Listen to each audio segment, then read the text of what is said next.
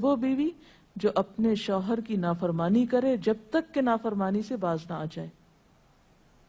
یہاں تک حکم ہے کہ بیوی شوہر کے معاملے میں کسی دوسرے کی بات نہ مانے. یعنی شادی کے بعد ایک عورت جب شوہر کے گھر چلی جاتی ہے تو پھر شوہر کا حق سب سے بڑا ہو جاتا ہے. بعض اوقات ہمارے معاشرے میں ایک طرف شوہر کچھ کہتا ہے، دوسری طرف والدین کچھ کہتے ہیں، تیسری طرف کسی اور کا مشورہ کچھ ہوتا ہے، عورت بیچاری بیچ میں پس جاتی. ایسے موقع پر عورت کے لیے کیا لازم ہے، اس کی پرائرٹی کیا ہوگی کہ وہ اپنے شوہر کی بات مانے.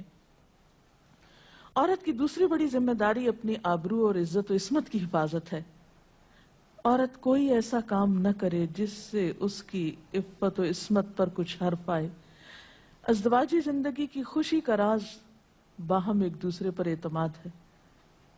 اگر کوئی بھی ایسا کام عورت کرتی ہے جس سے شوہر کے دل میں شک ہو جاتا ہے، اعتماد ختم ہو جاتا ہے، تو اس سے ازدواجی زندگی کی خوشیاں ختم ہو جاتی.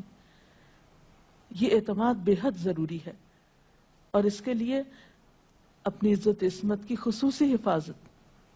نبی صلی اللہ علیہ وسلم نے فرمایا، عورت جب 5 وقت کی نماز پڑھے، اپنی آبرو کی حفاظت کرے، اپنے شوہر کی فرما بردار رہے، تو وہ جنت کے جس دروازے سے چاہے داخل ہو جائے.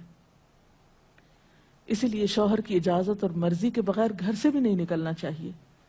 حضرت معاذ بن جبل کہتے ہیں کہ نبی صلی اللہ علیہ وسلم نے فرمایا، خدا پر ایمان رکھنے والی عورت کے لیے جائز نہیں کہ وہ اپنے شوہر کے گھر میں کسی ایسے کو آنے دے جس کا آنا شوہر کو پسند نہ ہو، اور وہ ایسی صورت میں گھر سے نکلے جب اس کا نکلنا شوہر کو پسند نہ ہو.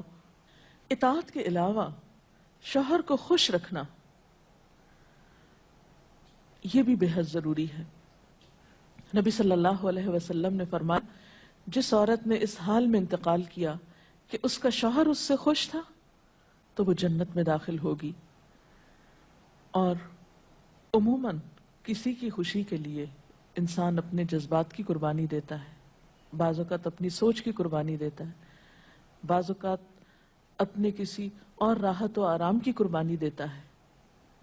تو ایک عورت جب اپنے شوہر کو خوش کرتی ہے تو جواباً اس کے لیے خوشی پلٹتی ہے. اس لیے گھریلو زندگی کی خوشی کا انحصار اسی بات پر ہے کہ دونوں ایک دوسرے کے لیے قربانی کے جذبات رکھتے ہوں، ایک دوسرے کے لیے رحمت اور ایک دوسرے کے لیے مودت کا ذریعہ ہوں. جیسا کہ قرآن پاک میں شادی کا مقصد ہی یہ بتایا گیا کہ دونوں کے درمیان باہم مودت اور رحمت کے جذبات ہوں، ایک دوسرے کے لیے سکون کا باعث ہوں، تاکہ انسانی زندگی بہترین طریقے پر رواں دواں رہے.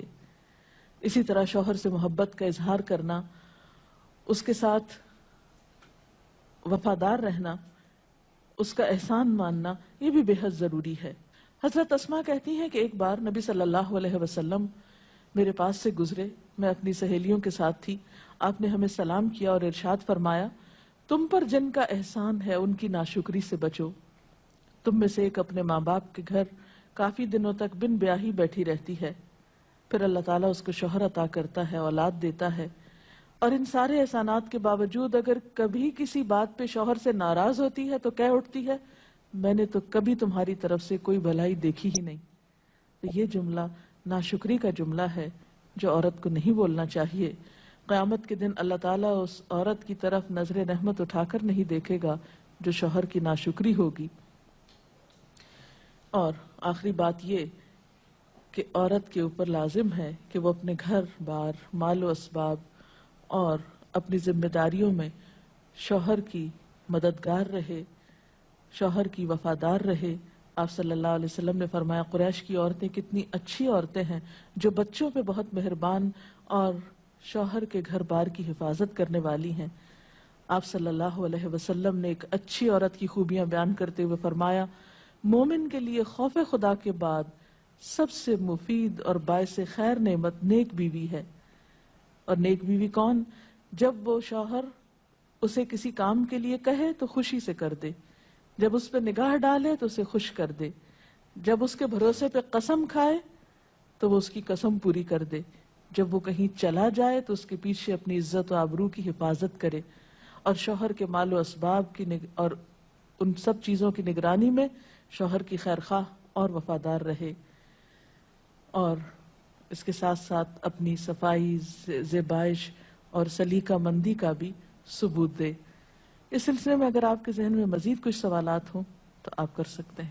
اگر والدین اور شوہر دونوں میں سے کسی ایک کی بات ماننے کا جیسے وقت ہو تو پھر کس کی بات پہلے مانی جائے گی؟ شادی کے بعد شوہر کی بات ماننا زیادہ ضروری ہے بنسبت کسی اور کے، کیونکہ واضح طور پر آتا ہے کہ عورت شوہر کے معاملے میں کسی دوسرے کی بات نہ مانے.